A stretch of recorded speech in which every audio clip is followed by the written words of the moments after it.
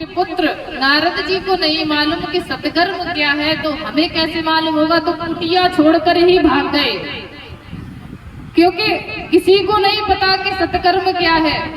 और कुछ लोगों ने कह दिया कि हम बोलते नहीं हैं, आज क्या है, हमारा मौन व्रत है, आज नहीं बोलेंगे।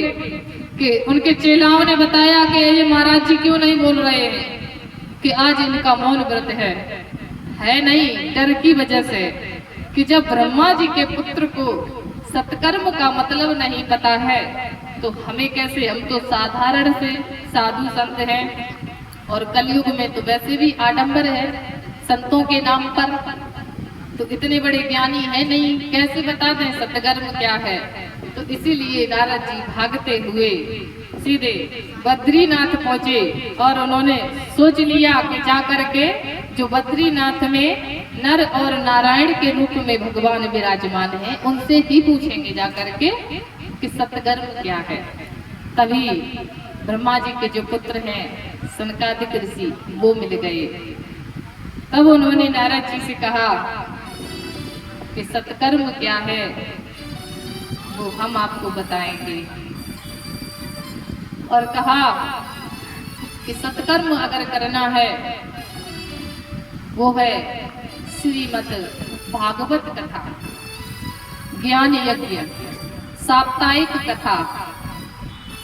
तो नारद जी ने हाथ जोड़कर कहा कि प्रभु हमें सुना दीजिए श्रीमद् भागवत कथा क्या है। भगवान का चरित्र जिसमें बाल लीलाएं हैं, जिसमें रस भरा है, प्रेम भरा है, भक्ति भरी है, वो हमें बताइए।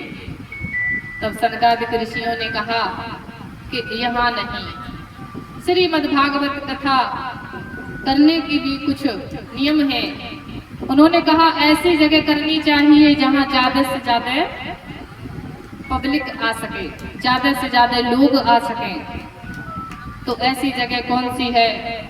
तो सनकादिक ऋषियों ने कहा कि ऐसी एक ही जगह है, वो है हरिद्वार।